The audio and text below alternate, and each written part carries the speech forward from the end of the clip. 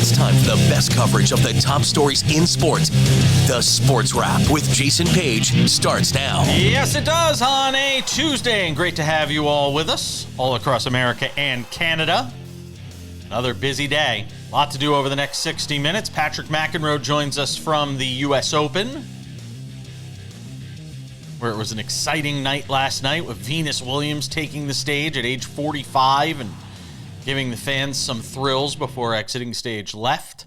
We will talk a bit about that. Also, Carlos Alcaraz making his debut in the first round. We'll talk about that too. Novak Djokovic, you name it. We'll get to all of it with Patrick McEnroe coming up in about 20 minutes here on the show. We start things out in the NFL with Sam Yarnell, who is here with us. He is not in Flushing. He is not at the U.S. Open. He is somewhere comfortably in New Jersey. Why would you want to be in Queens, New York? Good Lord. Do you have any? The show just started. I'll tell you why. Flushing has some of the best Asian food. Flushing, Queens, great Asian food. All right. That's why. That is one reason. Does it make Yes. up for the chop shops that part of town is riddled with? No, it doesn't, goodness. quite frankly. Wow. Who woke you up on the wrong side of the bed today? Let's start things out in the NFL, Sam. A lot of NFL to get to in this show. Sam texted me at 1 o'clock in the morning Eastern time to start demanding what we were going to be talking about on the show today because he was that fired up. Let's start with Trey Hendrickson, who gets his money. It's a 1-year sort of pay bump. Like, is this what he was holding out for? I'm so totally baffled about the way this thing has played out. You know, maybe the Bengals went to him and they were like, all right, look, this is the best you're going to get from us. Take it or leave it, or you just sit. And he said, okay, I'll take an extra, however many millions of dollars. And, it gives him, what, $30 million this year, I think, now? So, yeah. Okay, sure, yeah. If the precedent is being set for somebody that wants a raise or a contract extension to essentially just not show up to work and automatically get a $15 million raise, a lot more people across this country are going to start not showing up to work over the course of the next however many years. This is wild. There are a lot of ways that I saw this kind of situation ending. This, I don't think, was one of them. No, none of us. Because Trey Hendrickson does not get his contract extended at all. Quite literally just gets more money to play this year. Yep. So, again, we talk whenever the Bengals give out all of this money, which they now seem prone to do in this new era of Bengals football. Sure. The organizational malpractice is just so rampant in this organization. Hey. The bottom line, though, Sam, the bottom line is they got him on the field. They'll have him out there week 1. They've got enough time to get him into shape. I mean, not that he's probably out of shape. They have enough time to get him worked in, and week 1 they'll have their best defensive player on the field in week 1. Again, it's like politics. Nobody wants to see how the sausage is made. We were watching the sausage get made in this process. And you know what? It wasn't pretty. But at the end of the day, like golf, there's no pictures on scorecards. If you ground one to the green from 100 yards, it counts just the same. He's in uniform, and they desperately needed him. They figured out a way to get it done. And the Bengals will be a factor in that division. No question about it. They figured out a way to get it done, but they have no more franchise security beyond this year. And now, not only do you not have years beyond this to look forward to, you're dealing with now Trey Hendrickson doing the same thing that we've seen this situation playing out cause countless times before. Off the top of my head, the most notable, most recent one being Dak Prescott last season. When you miss that much of the preseason and hold out or hold in, whatever the heck you want to call it, the fact of the matter is you are way more prone to injury. I'm sure. So now I'm the Cincinnati Bengals and I have not extended this player beyond this year, and I've severely increased his risk of injury this year because of what I've done in being inept in my contract negotiation skills. Yeah. So All that's fair. It's funny, Jason. Today, as we're taping this, is Futures Day on FanDuel. And so they were doing a promotion with Super Bowl winners. And at the end of the show, I'll give out FanDuel owes us so much money. As my Super Bowl winner. FanDuel owes us so much money at this point. It's not even funny. Very true. But I was thinking about the Cincinnati Bengals, and my thoughts just always hark back to this. This is a team that is holding themselves back from winning a Super Bowl. They have the talent. They just cannot manage that organization to Super Bowl caliber. And if they've done anything over Joe Burrow's entire career besides show you that, I don't know what to tell you. You mentioned Dak Prescott. He plays for the Cowboys. Speaking of the Cowboys, what does this now mean for Micah Parsons, who's still just kind of hanging out there? Still not playing, still no new contract. And you do have to ask yourself the question. All the attention now is going to be focused on Dallas and trying to find out, all right, what's the solution for them? I don't think anything in the way this Hendrickson deal was handled really extends to the Micah Parsons situation. As we approach a week, 9 days out from opening night with the Cowboys and Eagles meeting up in the Thursday opener, it just doesn't feel to me, Sam, like we are any closer to any sort of resolution here. And I don't think the Hendrickson deal really portends anything for Micah Parsons. So yesterday was the first time that I heard from people in the football world who I tend to trust that there's a general sense that Micah Parsons could miss week 1 and not suit up for the Cowboys. And this just continues to boggle my mind. This whole situation, you're going to let your $30 million a year player conservatively, right? You're going to let him sit out a week over a contract dispute over what? $6 million against the cap? I don't care if you have to cut the whole practice squad. Do it. It's Micah Parsons. He should have been paid 3 months ago. I'm so tired of this, man. And I know every time we talk about it, I say this. I know. It's just, we're talking about two organizations that are doing the same thing. They're running themselves into the ground. Yeah. And look, I am, if you put a bet on it right now and ask me, is he on the field week 1? I say no. And here's the thing, Sam. If he's not on the field in week 1, he may not be on it for a lot longer than that. Because once you get into that frame of mind of, I'm willing to miss game checks, I'm willing to if you go nuclear and start missing games, especially week 1 with the Cowboys on center stage, I think it could go a lot longer, I think, than any of us thought or imagined before this whole thing took place. We got more NFL to do, and we'll do it next.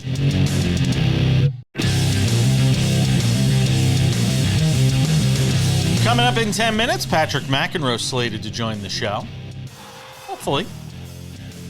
That's a tease. You just have to tune in 10 minutes and find out. All right, from the news on Trey Hendrickson and the lack of news on Micah Parsons, we go to some news from the world of wide receivers. And of course, Sam Yarnell, because it wouldn't be SportsWrap with Jason Page if Terry McLaurin didn't sign minutes after we finished putting the show to bed yesterday. If people want to see me at my crankiest, see me when news breaks at 10:30 a.m. Pacific time or 1:30 in the afternoon. If people want to see me cranky, just get out of the way. Terry McLaurin gets his money. As a matter of fact, I was talking with our friend Brian Twining when the news broke yesterday. It was like right as we were putting the show to bed. I just finished the last segment. And Terry McLaurin's getting a lot of money, Sam.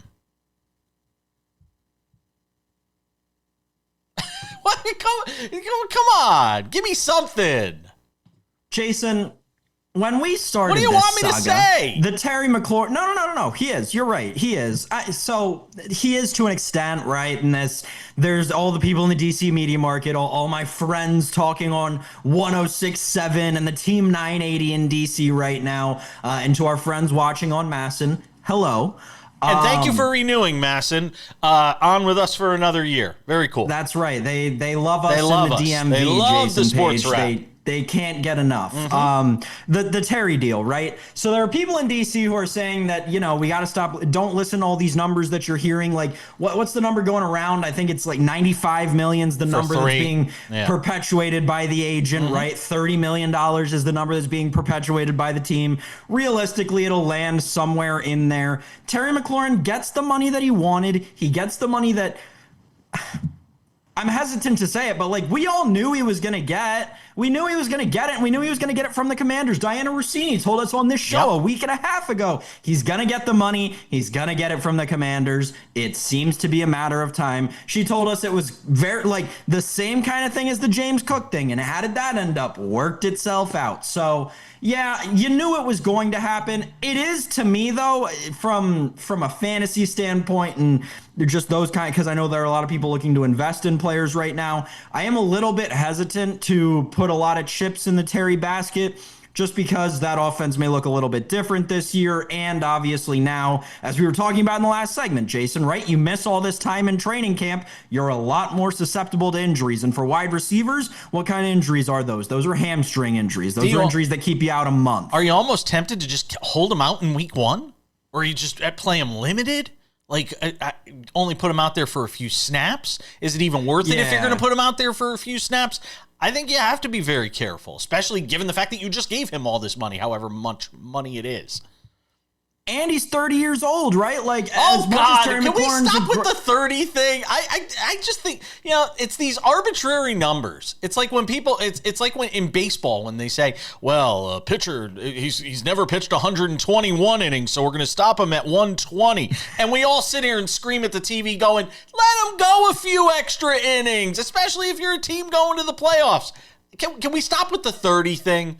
I just watched Venus Williams. I just watched Venus Williams at 45 last night running this woman who was young enough to be her daughter around the court and kicked her butt in the second set of this match in the opening round at the U.S. Open. 30 is the new, 25, let's just say. But I'll put it to you this way, right? This season, he is going to play in his 100 and 110th NFL games. Yes. That's a lot of wear and tear on a human body. Yes. We can talk about age and years and all. 110 NFL games is a lot. That's a lot of getting smoked, especially when you're on a bad Commanders team, a bad football team, a bad R-words team for a lot of years, right? Yeah. So there is that element to me for the Terry thing. And just the last thought here to me is this. I think that the Commanders offense, I think that the snap count that you mentioned is probably the best option for them to take. It's the most sensible thing. Jakobi Meyers wants out of Las Vegas. What's wrong with Las Vegas? We love Las Vegas. So Jakobi Meyers is unhappy. And look, I'm just reporting the news here. Don't shoot the messenger. Jakobi Meyers is unhappy, Sam. And look, if it weren't the Raiders, I'd actually be shocked. I am so fatigued, tired, done with these trade requests that mean nothing.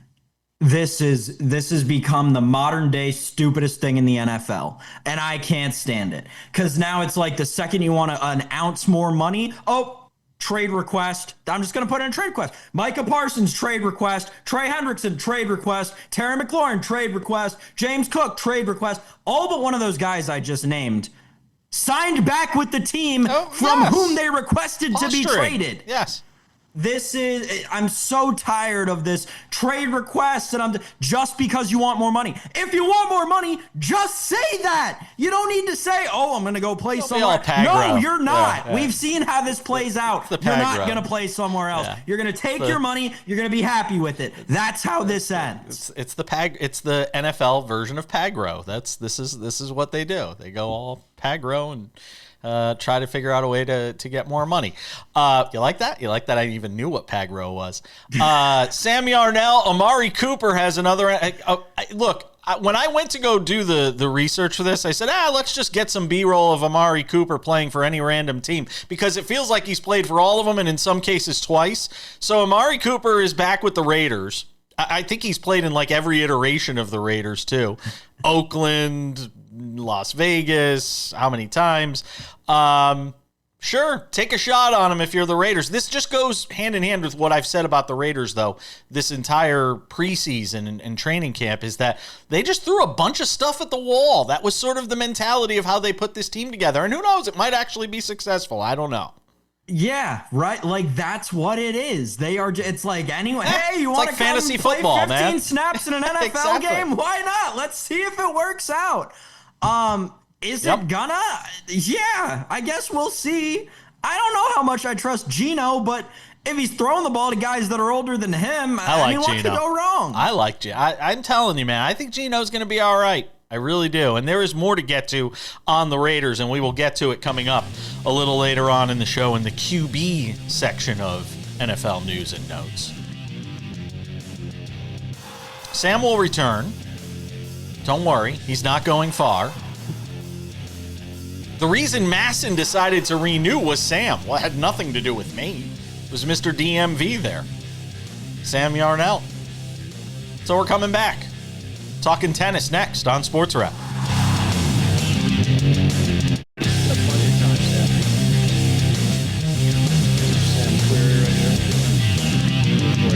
Welcome back to the show. And it is a show today because we got this guy. The one and only Patrick McEnroe hangs out with us. Look at that. Look at that backdrop. Flushing, Queens, the U.S. Open underway. He's got a busy day ahead of him, but he still made time for us. Thank you, my friend. Never let it be said, Jason, when I don't take care of my guy, the back page, Mr. Jason Page. I got here early to our little set location. These are the practice courts right behind me. That's obviously Arthur Ashe Stadium, the big stadium. But this right behind me is where all the top players actually come to warm up during fan week, during practice week, and also during the days of their matches. So you get to see the big stars out here prepping for their matches coming up. So it's a pretty cool spot. I have always said, going to PGA Tour events, what I enjoy watching isn't the guys on the course playing. It's actually watching them on the practice range. Is tennis similar in that way? Like, is it fun watching? I love watching golfers because the repetition, it's robotic. Mm-hmm. Is tennis similar that way? Because I've never really watched the practice courts when I've gone. It's actually fascinating, Jason. It's not quite as technical for most players as it is for golf. Golf, you see a lot of them tinkering with their swing and sort of the mechanics of the golf swing. Tennis, you see a little bit of that. Like Djokovic actually does it a lot. I sat here, it was last year, and he was literally hitting returns of serve, Jason. He had 3 guys watching him with 2 different phones filming it, and he would hit the return. This is the greatest returner of all time, by the way. Okay. And then he would go and he would look at it on the phone, and he'd be moving his wrist and his elbow trying to get it just right. That's pretty unusual for somebody to be that technical. What I love about, to see that is amazing. Give me a thought on Venus last night. You got to watch it with Chris Evert, and look, her performance was fantastic, even in a loss. It felt like everybody won last night. Mahova won because she moves on, and Venus won because she proved she could still play at this level, even if it was in spurts. What do you make of the future for her, which just sounds bizarre to talk about for a 45-year-old? It was so great to see, Jason, because I have to admit, I was a little worried going in. I didn't want to see her embarrass herself, and she didn't even come close to that. She was a little shaky on the serve. That got her in a lot of trouble. The second serve was pretty vulnerable. But overall, it was a fantastic performance. Her press conference, by the way, post-match, Jason, was absolutely fascinating. She was as happy as I've ever seen her following a loss. This is one of the most competitive champions we've ever seen. We know about that with her and her sister. But she was so happy because she said she spent the last 3 months really living, eating, breathing, preparing for this moment, not going out, taking care of herself. She hit the ball great from the baseline. You knew the movement was going to be a little bit suspect at 45. That's as obvious. But I thought she hit the ball as well as she's hit it in years. The serve let her down. I thought she tried to go too big on the serve too often. When she reeled it in the second set, got a higher percentage in, she served well. She was more hitting 98, 99. She hit some short sliders. She hit some short sliders that were taking Mahova way off the court. Yeah, it was really good to see. So I think you're right. I think everybody won. Where she goes from here is a huge question. You don't get the opportunity to just say, I'm going to play in Arthur Ashe Stadium, right, in a night match. So if she really wants to come back and play on a more consistent basis, she's got to suck it up, so to speak, and play some smaller events, get on the road. It's nice to go play in DC, where she's got a history of playing team tennis there. Go to Cincinnati. It's another thing post-U.S. Open, when the buzz of tennis sort of dissipates for the casual fan. It doesn't for the regular tennis players, to get on a plane and go to Asia, go to Europe, and really grind it out. That's the grind of being a professional tennis player. So the question is she willing to do that? Does she want to do that? Or does she sort of play a tournament or two and then maybe try to get into the Australian Open? Now, it's no given that she's going to get a wild card to play in the Australian Open, but if she wants to build her ranking back, then she's going to have to play lower level tournaments to be able to do that. The women's side as a whole feels very wide open yet again, Patrick. It's more open than the men's side, Jason. I wouldn't say wide open, because I think Sabalenka, Swiatek are the two favorites for sure. Coco would be just a notch below them. Rybakina would be in that mix as well. Obviously, you've got a lot of floaters out there that can make a run, like a Muhova, who got to the semis the last 2 years. I think Swiatek right now comes in as a favorite just because she's got so much confidence, dominating the field at Wimbledon, winning in Cincinnati the way she did there. She looks really good. We're going to see her today. Actually, she's first up today in our coverage on ESPN. But I don't think there's anybody that you can say is a total dark horse. I think you could see one of those players get through to the semifinals, but I think it's one of those big three. On the men's side, we got to see Alcaraz last night against a giant. That was like a Sasquatch playing tennis last night. Watching Opelka out there. Give me some thoughts on what you saw in the first match from Alcaraz. I think you can't read too much into that, because, as you said, the guy he played in Opelka is one of the biggest guys around. There's one of the other biggest guys around, Mr. John Isner, who's going to be joining us here. Yeah, so he knows a little bit about that style of play. But Opelka played well. 4-5-4 was the end result. But Alcaraz looks good. Winning Cincinnati, obviously Sinner was sick in the final, but Sinner's is going to be fine as well. We'll see him today in our coverage and in his opening round match. But I think it's hard to bet against either two of those guys. I do think someone's going to sneak through. I just have a sneaky, I don't know why. There's no rationale to that other than a feeling, maybe a desire by me, Jason, to see an American man finally win this thing. Tiafoe loves that. Listen, for everything that goes on with Tiafoe, he loves that venue. He does. And brings out the best in him. He plays his best tennis here. He wouldn't be the guy I would pick. I would lean more towards Fritz or Shelton, because I think they're playing better tennis consistently at the moment. Fritz has been the most consistent guy for sure. And I think both those guys seem ready. Like they're ready to play and actually go deep. I think Tiafoe is too. But Zverev, we're going to see him tonight. My brother and I are going to be calling. That's a late match tonight. See what he's got. So there's some other floaters out there. But obviously, it's still the big two. They're distancing themselves. It's been 7 consecutive majors they've won between the two of them. You got to lean Sinner at the moment just based on his hard court record. But Alcaraz, I think, will have a little bit of a chip on his shoulder. Before I let you go, in the last 30 seconds here, if I set the over-under on $75,000 for the Medvedev fine, going over or under? I'm going over on that. I'm absolutely going over, because what he did was completely out of line on multiple levels. That's going to be a 6-digit. I thought you were going to give me, am I going to go over under on the Giants winning 5.5 games? I'm based on what I've seen with Jackson Dart. Jason, I'm going over. He was the best thing that came out of the entire preseason watching Jackson Dart. Patrick McEnroe, watch him on ESPN on the coverage. His brother, Chris Fowler, the whole gang over there. Always appreciate you, my friend, and thanks for stopping by. You got it. Always a pleasure. Thanks for having me, Jason. We're coming back. All right, let's go halfway home on this Tuesday edition of Sports Wrap. Thanks to Patrick McEnroe for hanging. How cool was that backdrop? Arthur Ashe Stadium in the background. The practice courts in the foreground. Love that. Talk tennis with that guy anytime. Sam Yarnell is back. What are you looking at so like with so much focus and intensity right now? You looked like you were looking at something that had you mesmerized there for a moment. Did I catch you in a moment? No, I don't know. Maybe I was fixated on. Sometimes I'll be honest here. I look like a bobblehead. Whatever that, 4 3-letter one it is that, everybody's got, but some people pretend they don't have. The ADD or the ADHD, I can't keep them confused. But sometimes I just stare at my own background a little bit to make sure that football and those baseballs aren't the least little bit crooked. And sometimes they are, and it really bothers me. Okay, fair enough. Let's talk quarterbacks. We're running through There's someone all out there yelling at their TV, whatever's wrong with me, and no. It hasn't been diagnosed. I think it's just typical of your generation. That's all. Which is why, sometimes people watch and I get notes from people saying, "Why is Sam?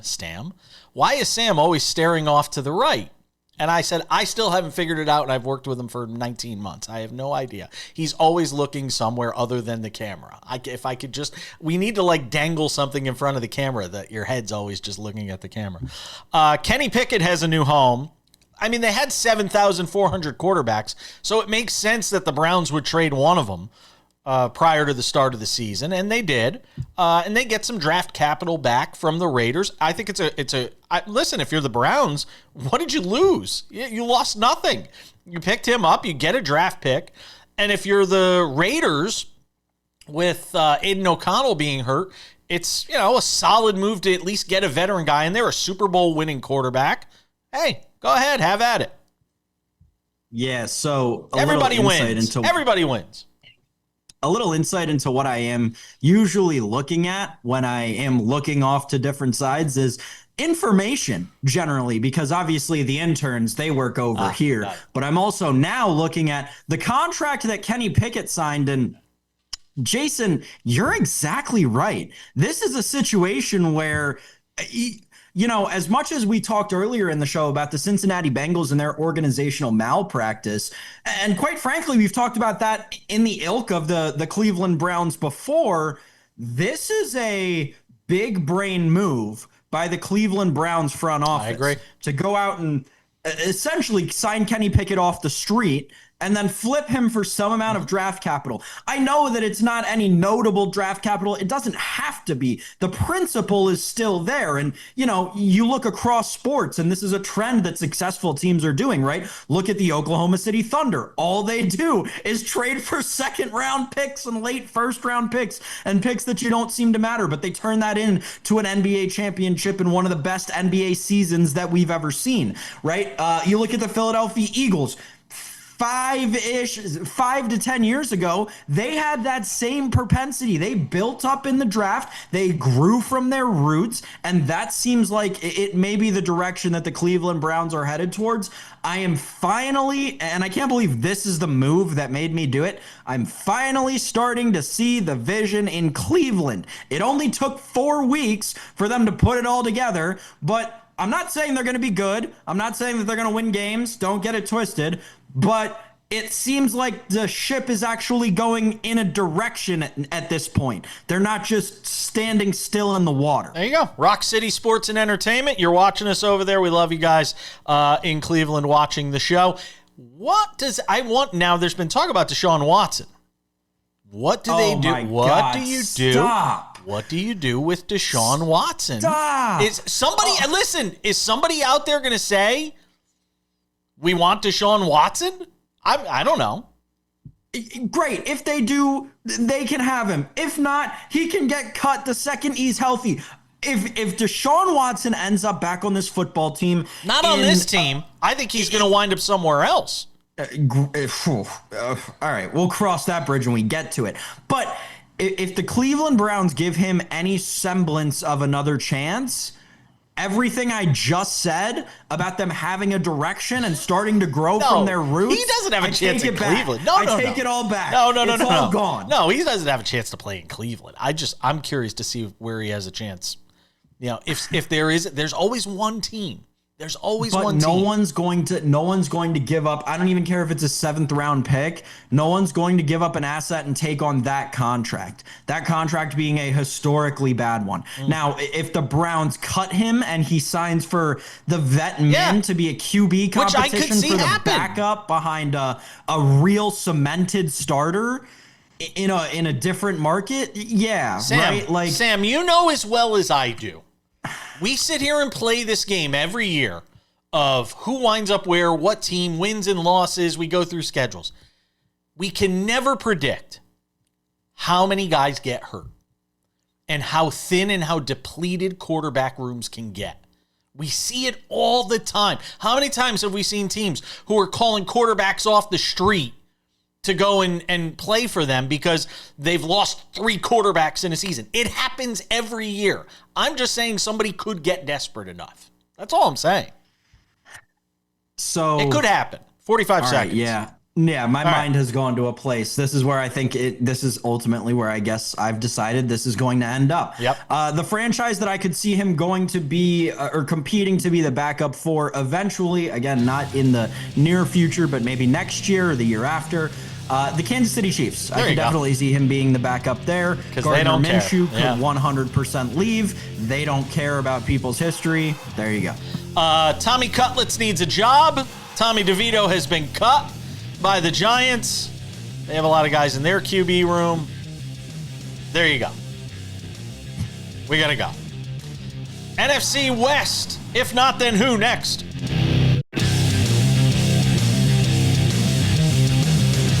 All right, let's take it to segment 5 on the show. Odds and Ends wraps it up in 10 minutes. Don't worry, we didn't forget the baseball. It's coming up. 10 minutes. Odds and Ends. It's what it's all about. A Contreras lost his mind last night on the baseball field. What is it with people throwing bats around?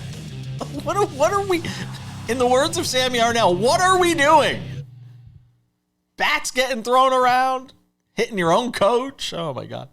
We'll get to all of it coming up in Odds and Ends, Sam Yarnell.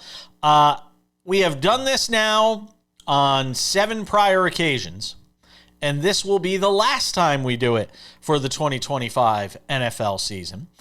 We have run through every division and told you, if not the team favored to win the division, then who, Sam Yarnell? And today, we finish it with the most competitive division of them all, as far as who winds up winning the division, the NFC West. The San Francisco 49ers are currently the favorite at plus 155. The Rams are 2-1 to win the division at plus 200. This according to FanDuel, of course, the unofficial sportsbook of SportsWrap. Unofficial, why? They don't pay us. Arizona Cardinals are plus 380 and the Seahawks are plus 500. So, Sam Yarnell, I ask you the question on this Tuesday edition of SportsWrap. If not the San Francisco 49ers, then who? You're ready? You're ready for this one? I am because I do think it will be the San Francisco 49ers. But if it's not them, give me the Arizona Cardinals. I'm the taking flying Kyler Murrays? I'm doing it. So as much as I want to believe this is going to be the most competitive division in football, as it seems like we're always talking about this division being, I don't think it will be. I keep convincing myself that it won't be, actually, more and more.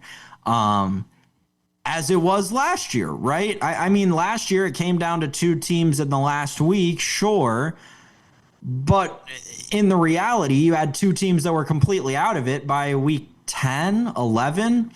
I think it's the Arizona Cardinals this year, not so much for the Arizona Cardinals. I'm buying them to take a small step. I'm more so betting against the Los Angeles Rams and the Seattle Seahawks for the purpose of this exercise. Listen, the Los Angeles Rams have a quarterback who we were getting deep fake theories about him being an AI robot essentially at this point.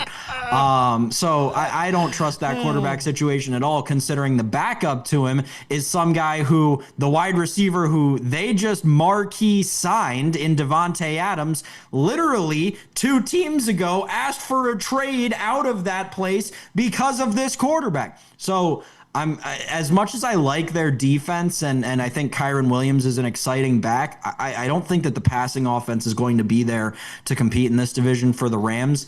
The Seahawks, to me, are just too mangled, right? It's too many parts put together that aren't going to add up to be anything really. And when you look at this Arizona Cardinals team, I'll trust Marvin Harrison after letting us down at the beginning of his first year. Really took a step forward in the second half of of his rookie season, right? They've got a ton of offensive weapons in Kyler Murray, in Trey McBride, right? And that defense isn't anything to shake a stick at. They're good on both ends. They've got a great linebacker in Zaven Collins, and Budda Baker's still going to be there to hold down that secondary. So I am buying into the Arizona Cardinals. Again, for the purposes of this exercise, I really think that the San Francisco 49ers, because of the ease of their schedule, are poised to win this division this year. How quickly we forget. The Rams basically played the Super Bowl champs to a draw last year in the playoffs. I mean, the Rams are a good football team when healthy. I'm buying in on the Rams. I don't like the number from a betting standpoint, so I'm not going crazy about that. With them at plus 200, I wouldn't bet it because there's not a lot of value there. But I actually think of all the divisions we've done, this is the one where I could most see a non-favorite to win the division. And I know it's close, 155 and 200. It's 1A and 1B. But I actually like the Rams to win this division, Sam. If I'm going in on a team, give me the team with Sean McVay and Matthew Stafford. And I know there's this whole idea Stafford's going to miss games this year. There are three things in life you can count on: death, taxes, and Matthew Stafford missing some time for some length. Okay. And you've got Jimmy Garoppolo, who will come in and probably be all right for a game if you need him. But I actually think it's the Rams. I think the 49ers are in disarray right now. And I think it's one of the more underreported stories of this entire training camp. It's certainly from our perspective, because we haven't talked about it a ton, been underreported and under-discussed, if you will. I think the Niners are a mess. I wouldn't be shocked if they're the third best team in this division when we get to the end of the year. I don't think they're a playoff team. I'm very down on San Francisco right now with everything that's taken place in terms of the roster and sort of the construction of this team and where it is right now. It feels like this group, as currently constructed, is on its last leg for me. Wow.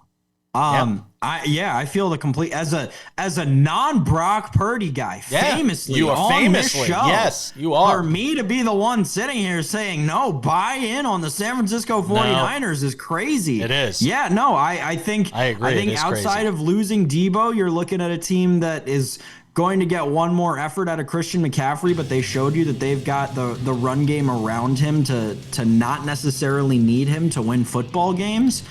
Yeah, you could be okay in the run. You could be okay in the run game without him, but you're not the run game without him. That's the thing. I think you become more dependent on Purdy in that spot. This team has always been based on the sum of the total parts, and I don't think the total parts are there. We've got odds and ends coming up next. Take the Rams!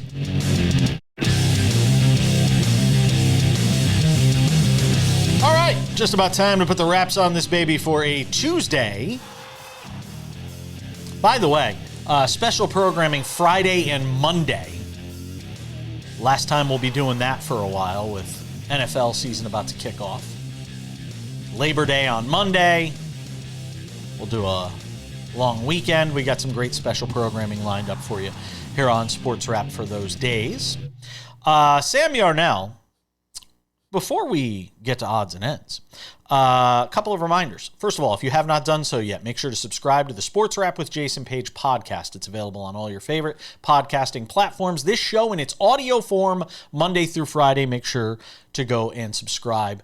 It would benefit us greatly, so please do so.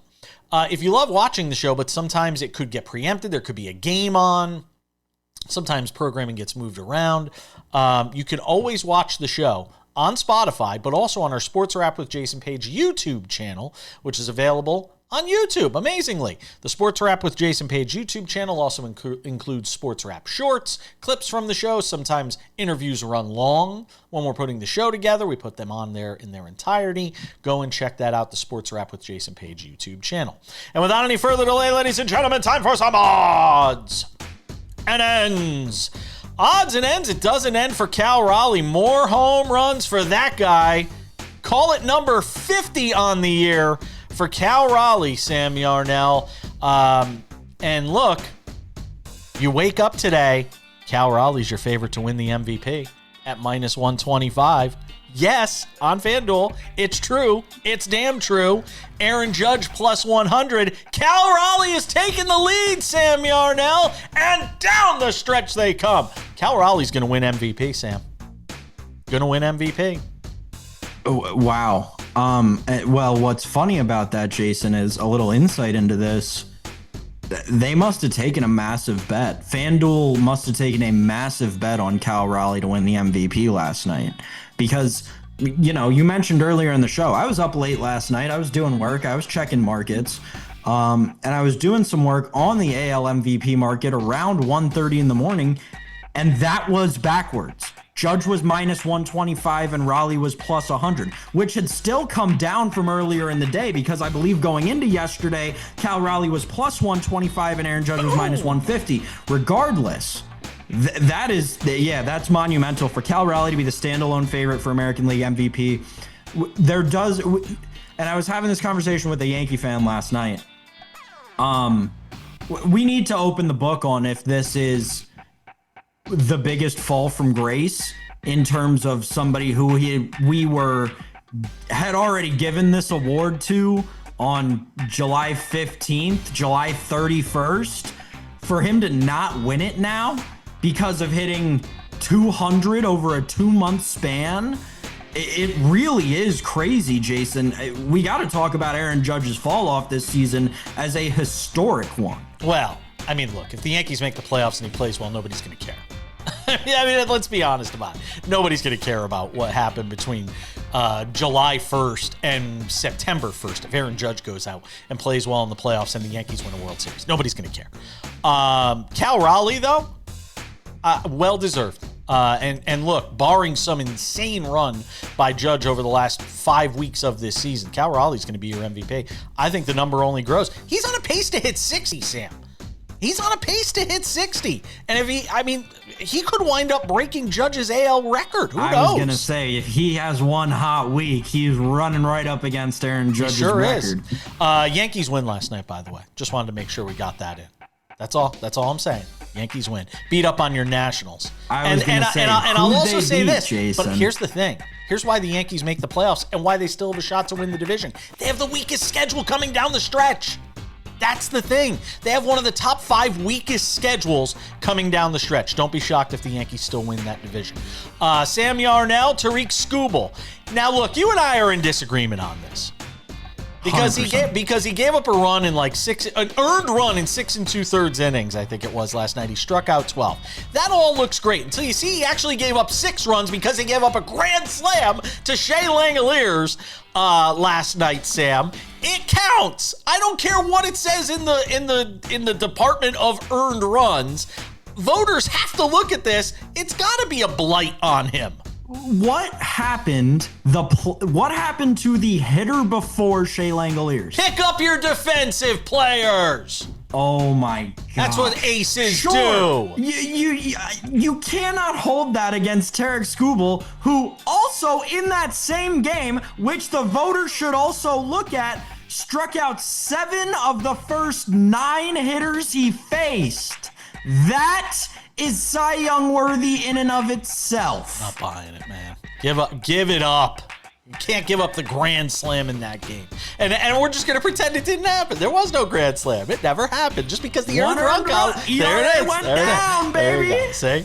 Going down, Wilson Contreras. What on earth was he thinking last night? He gets thrown out after arguing a called third strike, which, by the way, was a strike by all accounts. And then decides he's just going to go bat spit crazy, or bat throwing crazy in this case, Sam Yarnell. He hurls the bat. It winds up hitting one of his coaches. A suspension coming for Wilson Contreras, I suspect. Yeah, probably, and I don't know if it's deserved or not.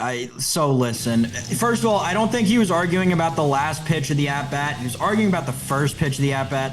I get, which means there's probably some frustration boiling over.